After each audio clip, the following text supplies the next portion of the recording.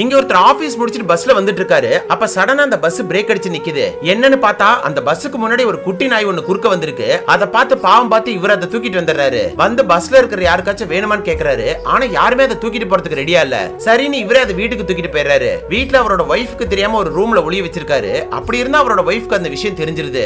அதனால வீட்டுல சின்னதா ஒரு சண்டை வந்துருது.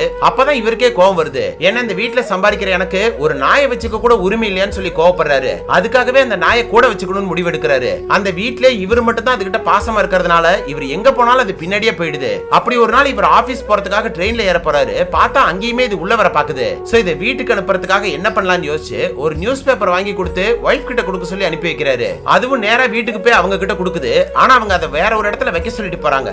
அதுவும் கொண்டு போய் வச்சுட்டு ஈவினிங் இவர் ஆபீஸ் முடிச்சிட்டு வர டைமா பார்த்து நேரா ஸ்டேஷன்ல போய் அவருக்காக வெயிட் பண்ணிட்டு இருக்கு. கடைசியில இதுவே ஒரு பழக்கமா மாறி டெய்லி இவர் ஆபீஸ் போகும்போது கூடவே போறதும் நியூஸ் பேப்பர் கொடுத்ததும் வாங்கிட்டு வந்து வீட்டுல கொடுக்கறதும் திரும்ப ஸ்டேஷன்ல போய் இவருக்காக வெயிட் பண்றதுமா தொடர்ந்து பண்ணிட்டு இருக்கு. அப்படி ஒரு நாள் இவர் ஆபீஸ் வேலையா வெளியூர் போன இடத்துல அங்கேயே இறந்து போயிடுறாரு. அது தெரியாம இந்த நாய் அங்கேயே பல நாளா வெயிட் பண்ணிட்டு இருக்கு. மழை அடிச்சாலும் சரி வெயில் அடிச்சாலும் சரி அவர் வருவாருன்னு நம்பிக்கையோட காத்துட்டு இருக்கு. அவங்க ஒய்ஃப் அந்த வீட்டுல இருந்து அவரோட ஞாபகமா இருக்குன்னு சொல்லிட்டு இந்த நாய் அவங்க பொண்ணு வீட்டுக்கு அனுப்பி வச்சுட்டு அவங்க வேற ஒரு ஊருக்கு போயிடுறாங்க.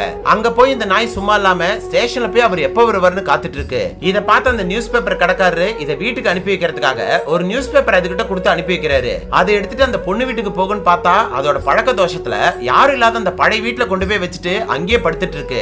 இப்படி பல வருஷமா அவர் கொடுக்கிற நியூஸ் பேப்பர் எடுத்துட்டு போய் அந்த வீட்டுல வச்சுட்டு காத்துட்டு இருக்கு. ரொம்ப வருஷம் கழிச்சு அவரோட ஒய்ஃப் அந்த ஸ்டேஷனுக்கு வராங்க. வந்து பார்த்தா இந்த நாய் அந்த ஸ்டேஷன் முன்னாடியே படுத்திருக்கு. அதை பாக்குறதுக்கு ரொம்ப வயசாயிருக்கு. அப்ப கூட அந்த நியூஸ் பேப்பர்கார பேப்பரை கொடுத்ததும் அது எங்கேயோ எடுத்துட்டு போகுது.